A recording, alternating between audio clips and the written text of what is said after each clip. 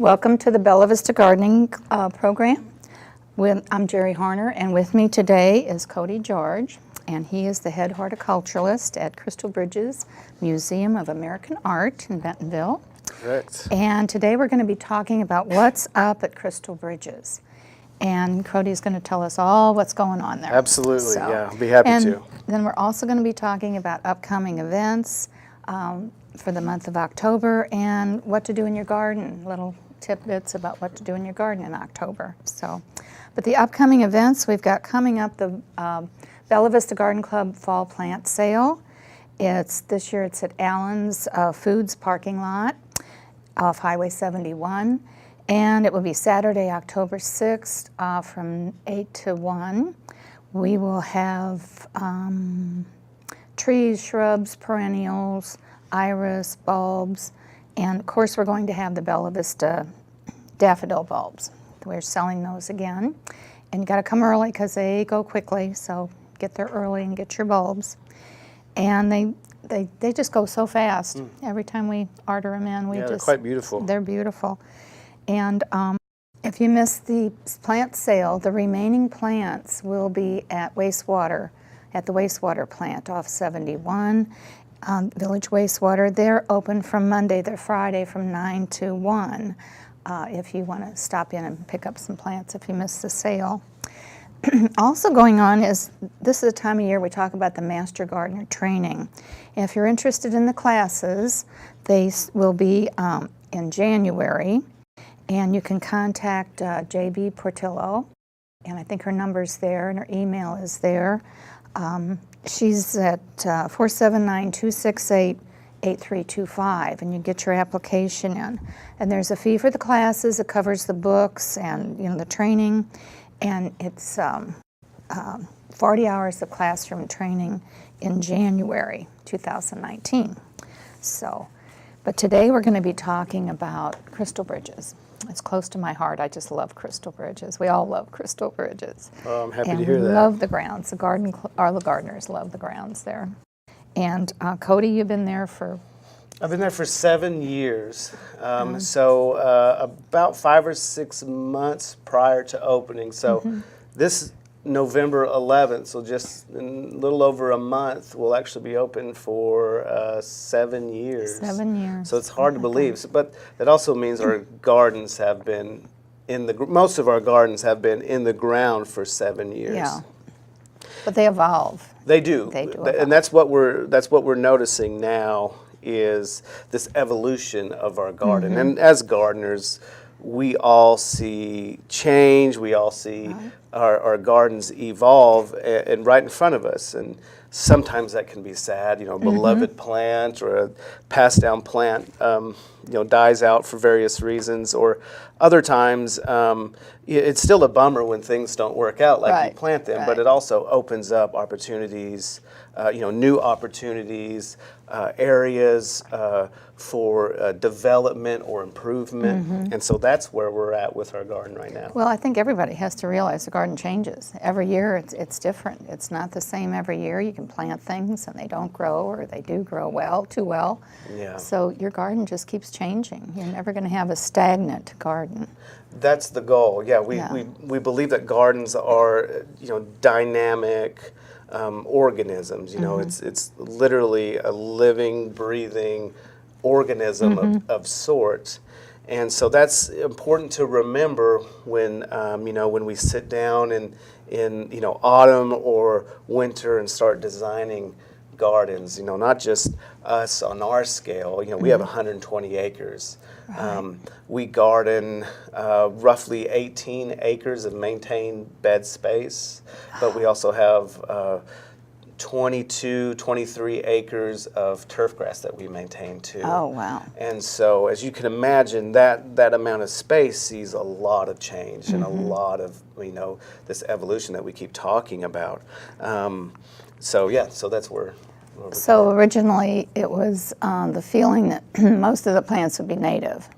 Correct. Yeah, And that's kind of changing a little bit. A little bit. Yeah. That's hard for you. I know you're a native plant. It was sure. It was, but it was honestly that was kind of it was not my idea, but the design style that we saw ourselves going in, it incorporated a lot of garden-friendly, non-native plants. And I stress garden-friendly because there are a lot of non-natives and native plants included in this that can be aggressive and that can choke out of other more delicate plants. So we need to be careful with that.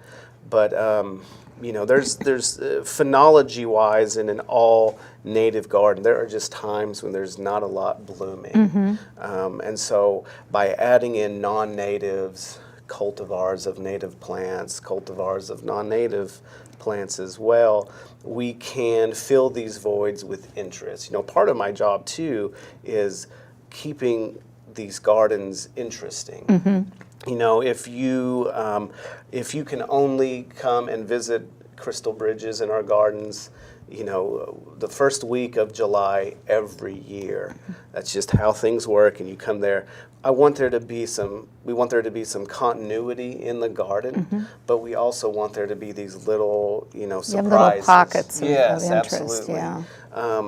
And that keeps people coming back too. It changes every few weeks. There's always something different. That's one thing I like about the Missouri Wildflower Nursery catalog.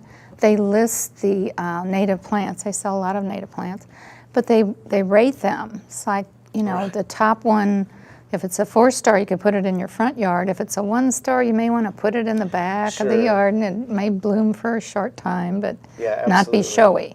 Yeah. So there's a lot of... But it could be an important plant, a host plant or a good pollinator, but maybe not you want in the forefront of your garden. I understand that. So there's a lot of learning to do about planting natives. Oh, absolutely. Yeah. And I know a lot of us, in the garden club and the master gardeners, we're tending to try to be more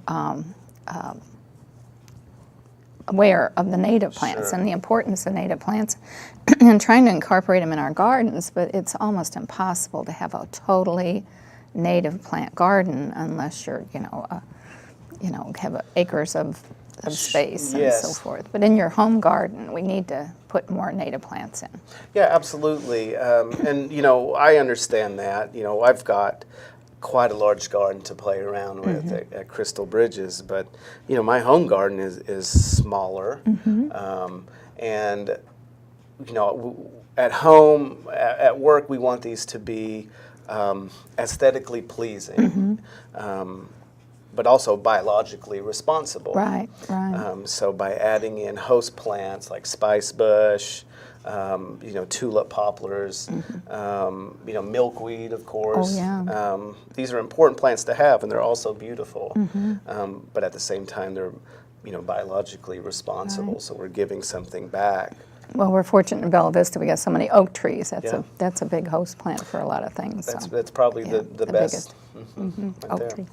So when you do a planting at Crystal Bridges, say you'd plant a new garden, it's like when they had the Chihuly exhibit there, I noticed there was a lot of new gardens or new areas planted to, enhance those creative displays. Right. So that takes a lot of planning. It does, and that was installed in our sort of newly renovated forest, the North Forest Sculpture Trail. And so when Chihuly came in, it kind of opened that forest up to a new personality. And then so when the Chihuly exhibition left, we had these pockets of gardens. And these sections of gardens, were installed for specific pieces. And now we're treating those, these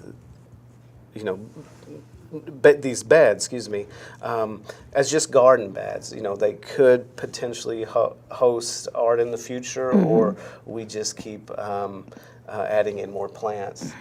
So you'll definitely see, 2019 we'll continue adding on to the North Forest itself. So these little bermed sort of serpentine beds that we have established will continue throughout the forest.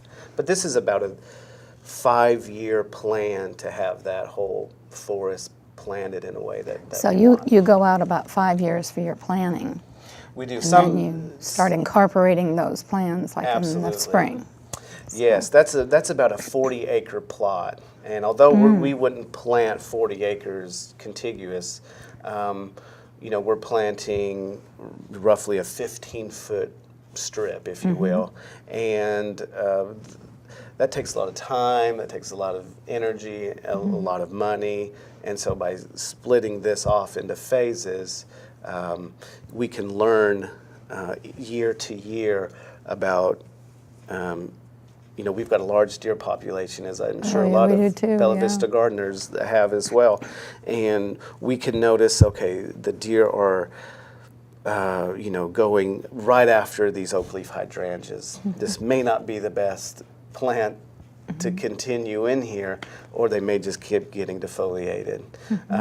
But we're finding stuff like sedges and ferns, and a stilby is a great garden-friendly non-native that the deer... And the helleborus. And the helleborus, love absolutely. The helleborus. There's a woodland bee balm that they won't touch. So it's all aspects that we're seeing. And so by utilizing more of these non-natives, we're seeing it opens up a different palette that maybe the deer won't like, but it also opens up this palette. I think I've got a few slides. Oh yeah, we've got some pictures we can that will show some of these newer additions to our garden. Yeah, so the image that you see there, there's two. The images on the left, that's actually, I've decided that's my garden crush for 2018 there. That's the wild swan anemone. Oh, I love anemones, yeah. And they have a really beautiful, pretty classic Astor style face to it, but on the back side, that's that lower picture on the left, you'll see a lavender. Those were the sepals that was protecting the flower, and as that flower opened up, they remain. And they have a nice lavender background. So it gives you two colors instead of one. It does, yeah. More interest. And then the one on the right, that's a flowering tobacco, and that's another non-native, but that's every bit of 5 or 6 foot tall. And that's in 1 year it grows that That's high? in 1 year, yeah. So it's a some areas it could be a tender perennial, and some areas it's just an annual. And so, but it's very beneficial for like hummingbird moths that you see quite often. They'll go to that, so it's really pretty. Well, so the next one we have would be... Oh, yeah, there is an extra one or another. Yeah, that's, so the yellow flower, that is a coreopsis, so it's a native plant, but it's a cultivar called Golden Showers, and it is absolutely prolific in yellow blooms, and it lasts a long time, that bloom time does. They're just now, started in about June, and they're just now starting to come down off their flowers. The top right photograph, that's another, it's called an Aztec Sweet, flowering tobacco, and you can kind of see the moth there pollinating it, and then the reddish flower there, that's the Aphrodite sweet shrub, and that's a native cultivar as well. So we feel the need to use cultivars of both groups, native and garden-friendly, non-native. So.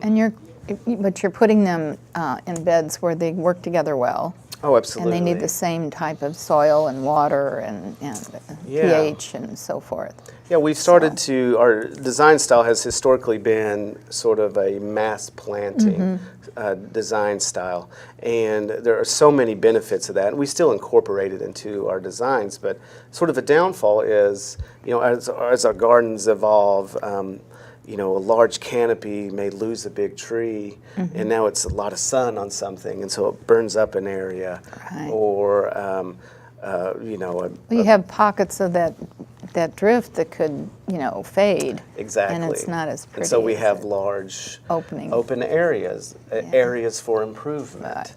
And so now we're incorporating this idea called design plant communities, where you relate, where you make populations of related plants and not necessarily these isolated individuals. So There's a lot of interest too. Year-round interest. A part of that is also admiring the structure of a plant in the wintertime. And so it's a four-season. You know, a lot of times we don't think of how attractive a coneflower can be in the middle of winter, but if you leave them, they are quite attractive. And then the snow actually. is on them, and they're just beautiful. They really It's are, like yeah. Brown is structural. not a bad thing, you know, in the wintertime in Yeah. our gardens, and so we typically leave those a little bit longer too. So the next picture we have is... Sure. So these are called vespertine plants, and vespertine is a pretty broad term, but related to plants, it means plants that open up at night. And so the far left plant there is a Jimson weed or Jimson flower. I like Jimson flower better than weed. Yeah. And it blooms really beautifully at night. The middle is a Missouri primrose, which we probably all see. And both of those are actually native. Now, the one on the far right with the hand underneath it, that's a moonflower. And so it's a morning glory, just a plain white morning glory. But it's a big one. It is quite a large one. Yeah. And if you go to the next... But that's an annual, the moonflower. That is an annual. It seeds, It morning pre-seeds. glory seeds. So if you don't want this spread in your garden, because it is a vine, you have to be a little bit diligent and, pluck off the seed starters. heads. Yeah, take the seeds Absolutely. off. And those vespertine plants sort of transition into the next slide, which moves into our moon garden that we installed this spring. But you have visitors that come, the day they start at 11, or I guess they can come to the trails earlier. Yes, absolutely. They start early in the morning, very early. and then maybe they're at dusk or, turning dark. So Absolutely, and this is when a moon garden really flourishes, is from dusk to dawn, basically. And there are so many gardeners who have busy lives, work, who don't get to spend that valuable time in the garden as much as they want. And so I encourage people to create these moon gardens if you don't have the time, but you have time at night where you can enjoy outdoor spaces. Or there's some people, and I don't blame them, who don't want to get out in the middle of July and August, at 1 o'clock in the afternoon. And this allows it to be a bit cooler. It's not very cool here in July, and well, this August wasn't bad, but and you can see how lightly colored that plant palette is. There's chartreuse, there's white, there's a coral, there's lavender colored flowers, and so you play a lot on texture. So some people call moon gardens white gardens. well, I have a white garden. Yeah. So that I have everything And so in that's that probably garden's white. striking at night. Right. And so that gives gardeners another reason to, another group of plants that they can enjoy if they don't want to do the daytime thing or don't have, or they don't have time. Enjoy them at night. They have evolved with a certain group of insects that pollinate at night. So that's why they open at night, and their scents are typically very fragrant. At night, right. The moonflower, Jimson weed especially. And so they'll visit those flowers, and so you can see that happening. That's really incredible. Yeah, that's great. So do we have another one? Yeah, we have one more slide, and this is another new area to our garden. This is the new area. Yeah, this is our moss garden, and this is actually very new. This was put in about a month ago, actually. Wow, And it's grown that much in 1 month. It is, and it's actually a pretty small. I took those angles on those pictures to make it look bigger, but it's actually pretty small. It's about 200 square feet. Oh, and so with that's moss, small. with moss gardening, it doesn't have to be a large area to make an impact. And I live in Bella Vista. I've got a lot of shade. Mostly wood surround my house, and it's encouraged me to start to welcome this moss. We fight bare soil to put in sod that's ultimately too shady and it dies out, but the moss is there. And moss is just absolutely incredible plant, because you look at a patch and you think, oh, look at that moss. But in fact, if you get up close, there's probably 15 different species of moss. Really? And just that one little spot? In that one little spot, and it grows in deep shade. There's actually some species that grow in full sun, surprisingly. Really? And now this one is predominantly shade. Now there are the 3 W's of moss gardening, which is watering, weeding, and walking. You actually want to walk on it. Really? And the reason being is moss doesn't have roots. They have rhizoids. And so these rhizoids, they don't anchor into the soil as roots do. So they're just laying on top of the soil, basically. Pretty much, and that's why it's so easy. Well, not so easy, but you see a lot of moss growing on rocks because they don't require that substrate. So they'll adhere to those fairly good with the rhizoids, and they don't have a cuticle. So a cuticle, like on a leaf, you see a lot of evergreens that are glossy, or a lot of other trees that have a glossy leaf on it. That's called a cuticle, and that just it protects the leaf cells, but it also prevents evaporation. But moss do not have that, and that's why you can see a patch of moss that's really dried.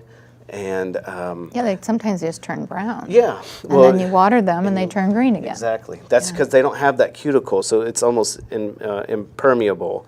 Well, they're impermeable, and so that's why moss that leaf can absorb it immediately and start to fill back out and turn nice, lush, and green.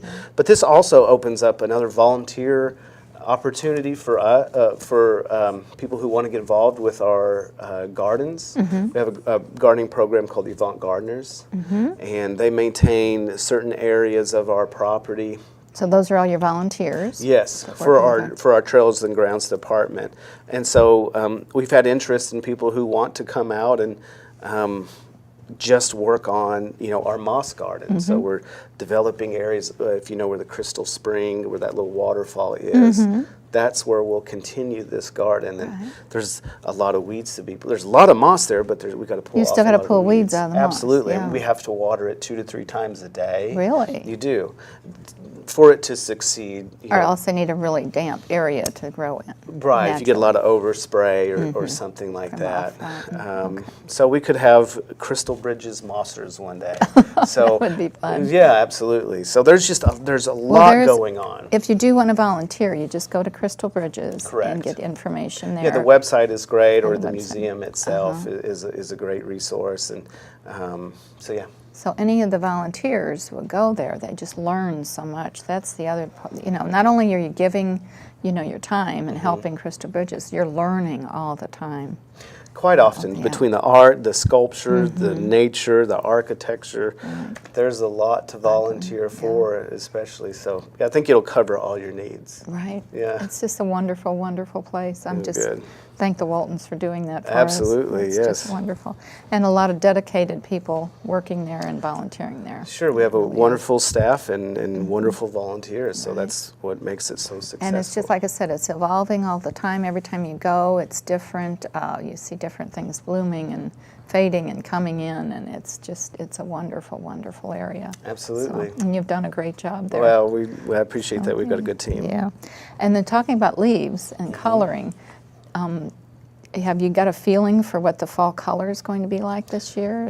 Any indication there? Personally, I think it'll surely be a lot better than last year. We had a really wet summer. August was relatively cool. September was warm but wet, and so there's still we're in early October. Typically, you see a lot of brown leaves falling off, not being very attractive trees, and so that's less leaves to turn. So we had a lot of moisture, and a lot of moisture in the spring. So I think it'll be pretty well. Yeah, if we could just knock down the temperatures a little bit. The days will shorten regardless, but we just need those temperatures to come down. It's been pretty warm.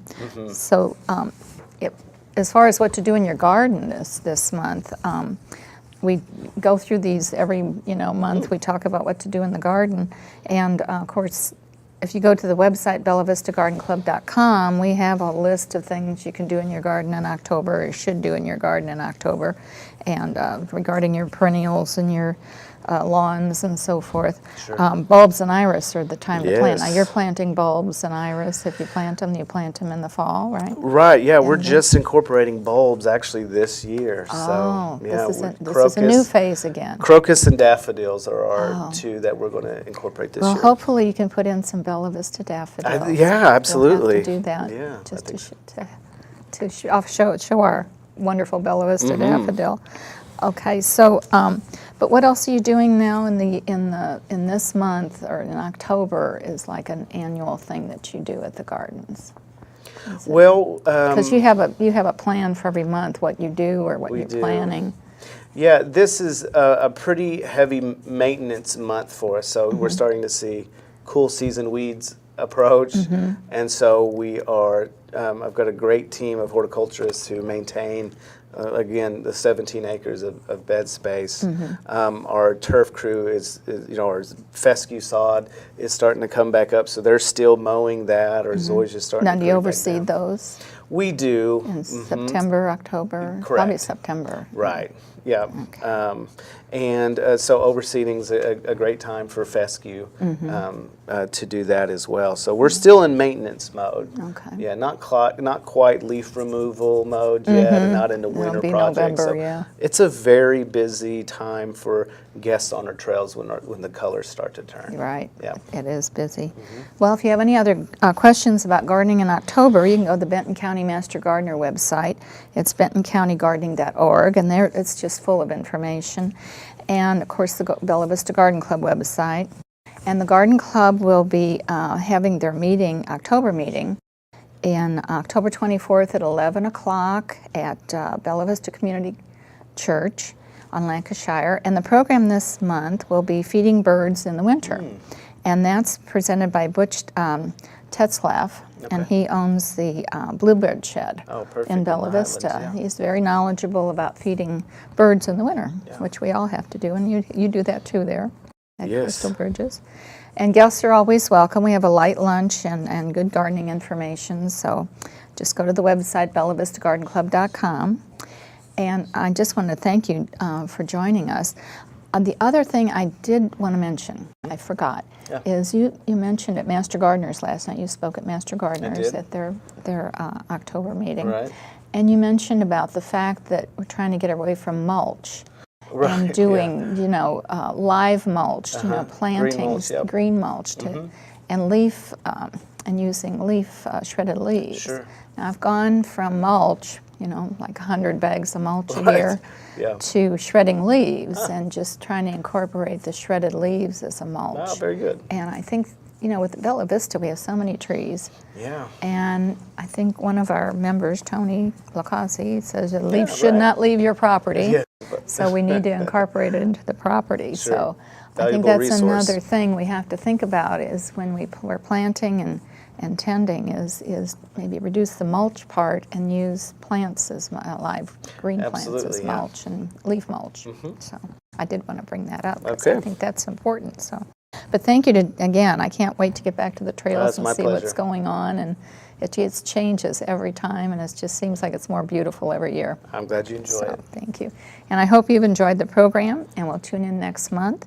And until then, don't forget to stop and smell the roses.